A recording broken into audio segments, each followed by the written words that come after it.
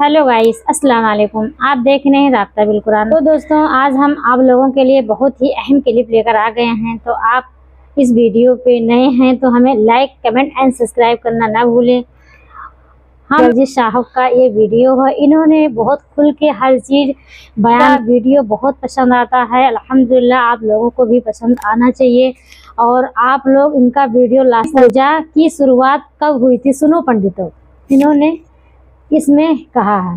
तो आप लोग इस वीडियो को लास्ट तक जरूर देखें। चलिए हम वीडियो स्टार्ट करते हैं, लेट्स गो। अब देखिए, हिंदुओं के बड़े से बड़े पंडितों को आप बिठा लीजिए ऑक्सफोर्ड यूनिवर्सिटी लंदन में, 4 दोस्त उसमें तालीम हासिल कर रहे हैं। एक यहूदी, एक ईसाई, एक मुसलमान, एक हिंदू, चारों इंडिया के। जो हिंदू है उसका नाम है कृष्णा मेनन। चारों दोस्त खाने की टेबल पर बैठे हुए और खाना खा रहे हैं। अचानक जिक्र छिड़ गया। एक मुसलमान सवाल कर रहा है, ये मेरा ईसाई दोस्त है, इससे पूछो कि तुम किस नबी को मानते हो। ये कहेगा जीसस, ईसा अलैहिस्सलाम को। ये हमारा यहूदी दोस्त है, इससे पूछो कि तुम किसको मानते हो। वो कहेगा मोसेस, मूसा अलैहिस्सलाम को।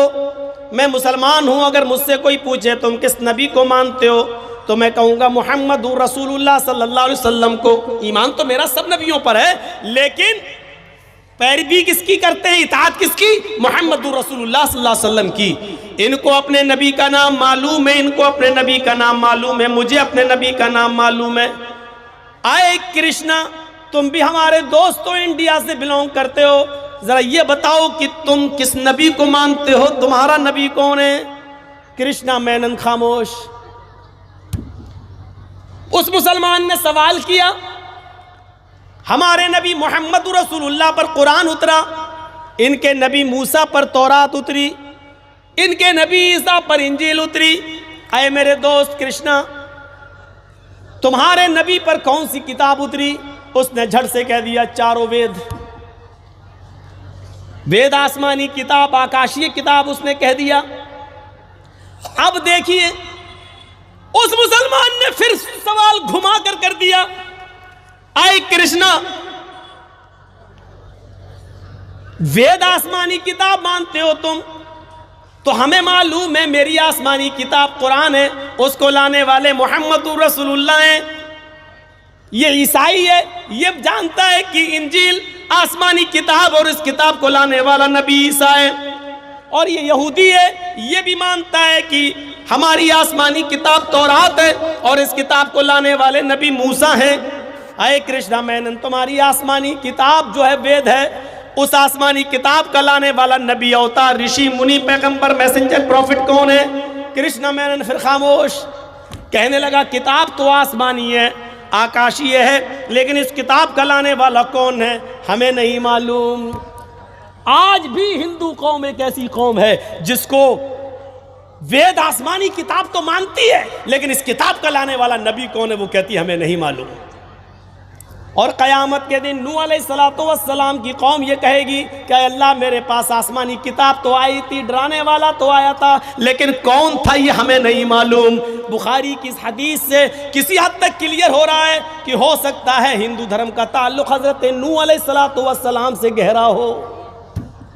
मैं अभी भी क्लियर नहीं कह सकता हूँ, कोई ये ना कहे कि मौलाना साहब हिंदू धर्म को कौम नूह अलैहिस्सलाम की कौम कह गए। लेकिन बुखारी की हदीस से जब बहुत से लोग मसाइल का इस्तिदलाल करते हैं, तो एक ये मेरा भी एक इस्तिदलाल हो सकता है कि नूह अलैहिस्सलाम की कौम क़यामत के दिन ये कहेगी, अल्लाह मुझे नहीं मालूम, आया तो था कोई, लेकिन कौन आया था ये मुझे नहीं मालूम। और हिंदू धर्म एक ऐसी कौम है जो ये कहती है कि मेरे पास डराने वाला नबी तो आया था, लेकिन कौन था ये मुझे नहीं मालूम, ये मुझे नहीं मालूम। और फिर सबसे पुराना धर्म, प्राचीन धर्म हिंदू धर्म, और मूर्ति की सबसे पहली पूजा और मूर्ति की सबसे पहली तपस्या और इबादत और मूर्ति पूजा सबसे पहले अगर चली है तो कौम नूह के अंदर। नूह अलैहिस्सलाम के इंतकाल के बाद नूह अलैहिस्सलाम की कौम के 5 बुजुर्ग वद, सुआ, यगूस, यऊक, नस्र, इन 5 बुजुर्गों की मूर्तियां बनाकर सबसे पहले मूर्ति की पूजा की शुरुआत नूह अलैहिस्सलाम के ज़माने से हो रही है। नूह के इंतकाल के बाद नूह की कौम से हो रही है। और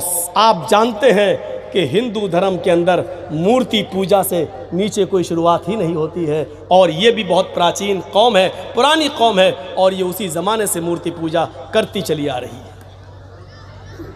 बताइए, उसलूब बदल दो। ये कहने की ज़रूरत नहीं कि ये मोहम्मद सल्लल्लाहु अलैहि वसल्लम का दीन है।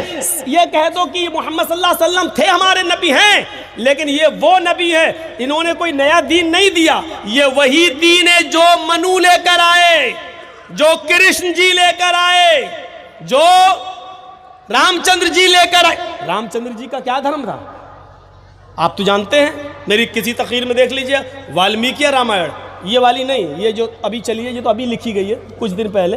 तुलसीदास जी वाली रामायण का तो वजूद अभी से हुआ है, ज़्यादा दिन नहीं हुए। रामचरितमानस का पुरानी रामायण जो 2000 साल पहले लिखी गई थी, हिंदू धर्म के आस्था और अकीदे के मुताबिक 2000 साल पुरानी जो किताब है उनकी, वाल्मीकि रामायण, उसमें आज भी लिखा हुआ है कि जब रावण सीता का हरण करके ले गया और हनुमान और लक्ष्मण जब तलाश करके सीता को लेकर आए, तो सीता जी अपने पति रामचंद्र जी का आशीर्वाद लेने के लिए उनके पैरों पे गिर पड़ी और उनके पैर छूने लगी कि मुझे आशीर्वाद दो, आपके आशीर्वाद से मैं बच गई। और हनुमान जी ने और लक्ष्मण ने हमको रावण के चंगुल से निकाल लिया और बचा लिया, और रावण हमारी इज्जत पर हाथ नहीं डाल सका, ये लोग हमें बचा कर लाए। तो रामचंद्र जी के जब पैर छुए, अपने पति के जब पैर छूने लगी, तो वाल्मीकि रामायण में लिखा रामचंद्र जी ने उठा लिया अपनी पत्नी को, पैर नहीं छूने दिए, ये कांधा पकड़ा और खड़ा कर दिया और क्या कहा, राम रामाय नमः, राम रामाय सत्यम अस्ति। हाय सीता, मैं तेरा राम हूं, राम रामाय, तेरे राम का राम है ऊपर वाला। जब आए आ जाए संस्कृत भाषा में राम रामाए, तो आए जब आ जाए तो उसका मतलब का लिए, के लिए, को लिए, का के की का तर्जुमा हो जाता है। राम रामाए, राम के राम को नमः, नमस्कार करो, प्रणाम करो, सर झुकाओ। राम रामाए नमः, राम रामाय सत्यमस्ति। हाय सीता, तू मेरे पैर क्यों छू रही है, मेरे पैर क्यों पकड़ रही है, मेरे सामने क्यों झुक रही है? मैं तेरा राम हूं और राम का राम है ऊपर वाला।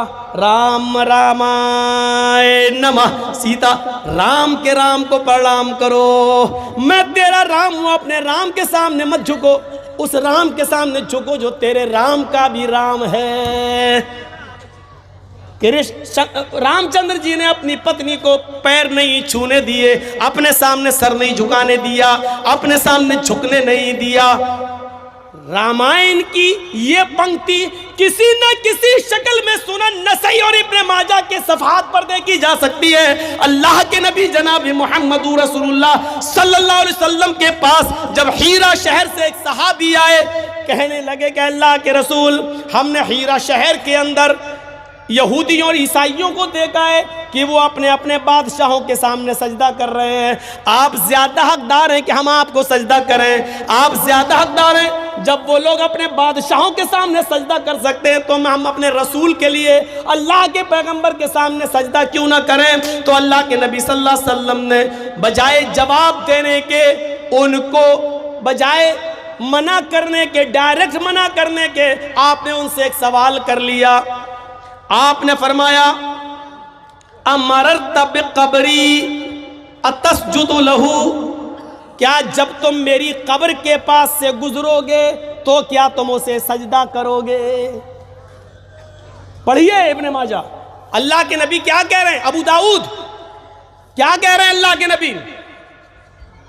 सहाबी कह रहे हैं, अल्लाह के रसूल मुझे इजाजत दीजिए कि मैं आपको सजदा करूं। यहूदी अपने बादशाह को सजदा कर रहे हैं, ईसाई अपने बादशाह को सजदा कर रहे हैं, तो क्या मैं अपने नबी को सजदा ना करूं? तो अल्लाह के नबी सल्लल्लाहु अलैहि वसल्लम ने क्या कहा, क्या तुम मेरी कब्र के पास से गुजरोगे तो क्या सजदा करोगे?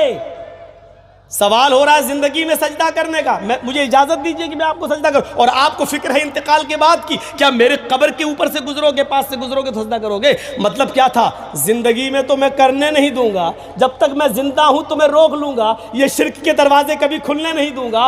मेरी ज़िंदगी में तो कभी हम अपने सामने सर झुकाने नहीं देंगे तुम्हें, लेकिन फिक्र हुई इंतकाल के बाद की, ऐसा ना हो कि मेरे इंतकाल के बाद जैसे यहूद और नसारा ने अपने अपने नबियों की कब्रों को सजदा गाह बना लिया, ये लोग भी कहीं मेरी कब्र को सजदा गाह ना बना ले, चूमने चाटने की जगह ना बना ले। तो आपने फौरन सवाल कर लिया, क्या तुम मेरी कब्र के पास से गुजरोगे तो सजदा करोगे? साहबा ने कहा नहीं, ला क़ाल फला तफ़अलू, करना भी नहीं ऐसा। देखिए अबू दाऊद के अल्फाज, फला तफ़अलू, ऐसा करना भी नहीं, मेरी कब्र के पास से गुजरो तो उसको सजदा करना भी नहीं। इसके बाद आपने क्या फरमाया, रामचंद्र जी वाली बात, क्या कहा, मेरे सामने क्यों झुक रही है?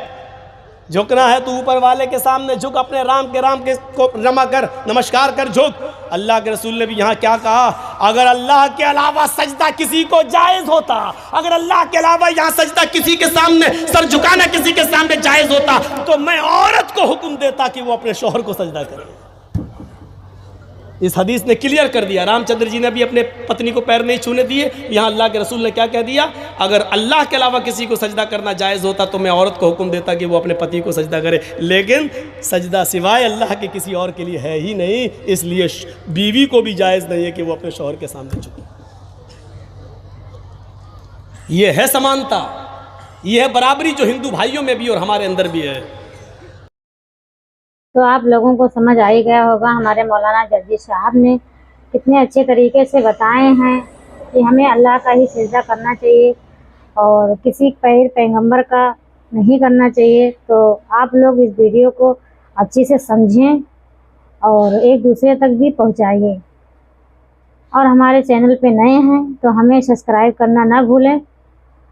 और आपको वीडियो पसंद आए तो हमें अपनी राय कमेंट में ज़रूर देना। तब तक के लिए खुदा हाफिज़, जज़ाकल्लाहु खैर।